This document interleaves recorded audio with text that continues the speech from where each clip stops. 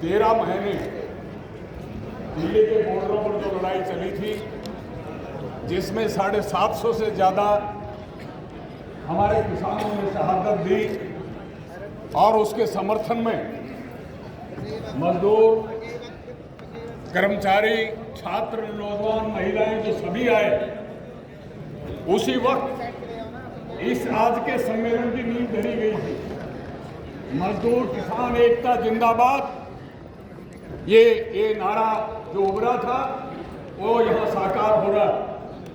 साथियों, हमारे देश में पूंजी का शासन है, पूंजी का राज है।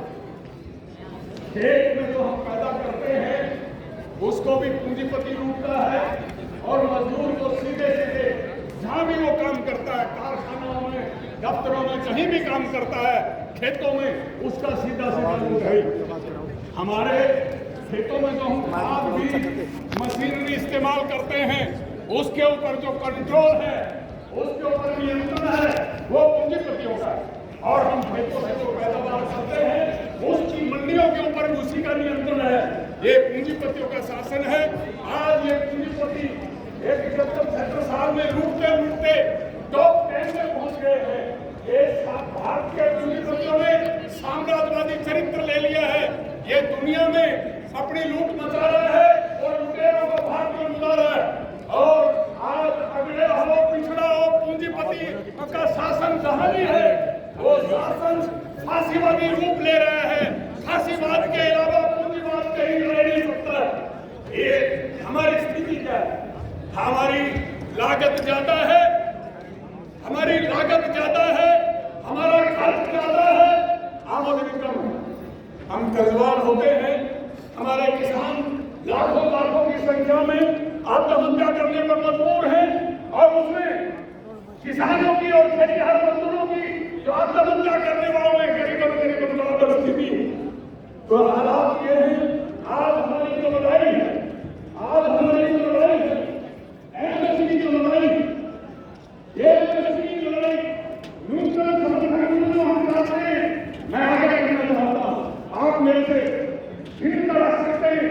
काल अगर हम लड़ाई लड़के कानून बनवा भी लेते हैं, एमएसपी का कानून बनवा भी लेते हैं, तो दूसरे हाथ से पूंजीपति हमारे इनपुट्स का खाद बीज के दाम बढ़ाकर हमारे उनको बराबर कर देता है। इसलिए हमको ये लड़ाई लड़नी होगी कि एमएसपी C2 प्लस 50% जो फार्मूला है, वो फार्मूला के ऊपर हमको कानून बनाना होगा। लेकिन साथ ही साथ मंडियों से, कृषि बाजार से बड़े पूंजीपतियों को बाहर करना होगा। तभी भारत हमको एमएसपी का सुझाव मिल पाएगा। मैं एक बात कहना चाहता हूँ, बिहार में किसानों के सामने, गरीबों के सामने आज रोजगार की सबसे बड़ी समस्या है। 5 एकड़ का किसान है, लेकिन उसके घर में कोई नौकर है, सरकारी कर्मचारी है, और 10 एकड़ का किसान है जिसके कोई कर्मचारी नहीं है। ये 5 एकड़ वाला किसान उस 10 एकड़ वाला किसान से ज्यादा खुशहाल। इसलिए ग्रामीण गरीबों के लिए रोजगार का सवाल एक बड़ा सवाल। और साथियों, 13 महीने जो 3 काले कानूनों के खिलाफ लड़ाई लड़ी थी, वैसे ही बिजली बिल जो पार्लियामेंट में पेश कर दिया गया है और हमारे सिर पर तलवार की तरह लटक रहा है, वो एक काला कानून। किसानों में प्रत्यक्ष रूप से, 3 कृषि कानूनों में प्रत्यक्ष रूप से हमारे किसानों के ऊपर हमला था, खेतीहर मजदूरों पर हमला था। लेकिन बिजली के क्षेत्र में तो हमला हर गरीबों के ऊपर हमला, शहरी गरीब हो, ग्रामीण गरीब हो, तमाम भोक्ता हो, कर्मचारी हो, हमारे ऊपर हमला। इसलिए इसके खिलाफ हर पावर हाउस और हर प्रशासनिक दफ्तर पर ऐसे एक लड़ाई का बिगुल बजाना होगा। और मैं कहना चाहता हूँ कि मांगों के ये चार्ट ऑफ डिमांड या जो पेश हुआ है, जो डिक्लेरेशन पेश हुई है आने वाले समय में 3 अक्टूबर को, और ये जो 26, 28 नवंबर को, उसके बाद एक अखिल भारतीय साझी हड़ताल का जो ऐलान, ये जो आपके सामने प्रस्ताव आया, मैं इसका समर्थन करता हूँ। लेकिन साथ ही आगे करना चाहता हूँ, मांगों की लड़ाई के साथ साथ सही रास्ता भी जरूर चाहिए। सही रास्ता भी चाहिए। ये 24 में जो चुनाव आएगा, जीवन उसके बाद भी है। चुनाव के बाद हमारी लड़ाई ठहरनी जानी चाहिए। 1947 में हमने आजादी दी, कुर्बानी की किसी ने, मजदूर किसानों ने, लेकिन सत्ता पर काबिज पूंजीपति हुआ, हमने धोखा खाया कि नहीं खाया? आज भी सोच रखना है, कायम है कि नहीं? 1977 में फिर जैसलमेर के बाद एक चुनाव के क्षेत्र में जब आया तो वो फिर धोखा खाया कि नहीं खाया? और 1991 में जो पब्लिक सेक्टर को तबाह करके और जो नई आर्थिक नीतियां आई थी, ये धोखा हमसे हुआ कि नहीं हुआ? 2000 से लेकर 2014 में जो सरकारें आई, आज हम धोखा खा रहे नहीं खा रहे? इसलिए सवाल जरूर मोदी सरकार को भगाना है, लेकिन लड़ाई ही नहीं है। मोदी सरकार के पीछे कौन है? पिछली सरकारों के पीछे कौन है?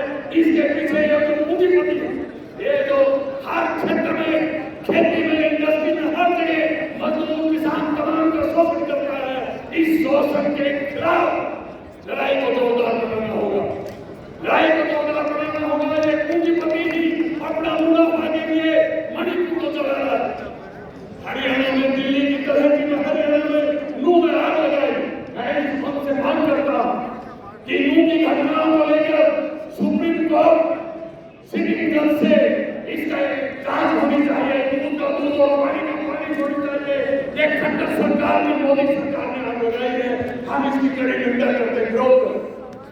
और साथ ही मैं ये कहना चाहता हूँ, सही राह पर जोरदार आंदोलन और जोरदार आंदोलन के साथ सही राह हमारी लड़ाई कॉर्पोरेट से है। 13 महीने के आंदोलन में अगर सबसे बड़ा सबक हमारे सामने आया वो ये हर किसी किसान के बच्चे की जुबान से था कि हमारा दुश्मन कौन? अंबानी, अदानी, मोदी को मुखौटा, कोई मुखौटा का भी फेंकना है और साथ के साथ अंबानी, अदानी, कॉर्पोरेट पूंजीपतियों को भगाना है। ये किसान मजदूरों के आंदोलन के माध्यम से हो सकता है। ये आंदोलन को ताकतवर करना है। ये मंच से जो आज ऐलान हो रहा है, ये आंदोलन और आगे बढ़े, इतना ही कह के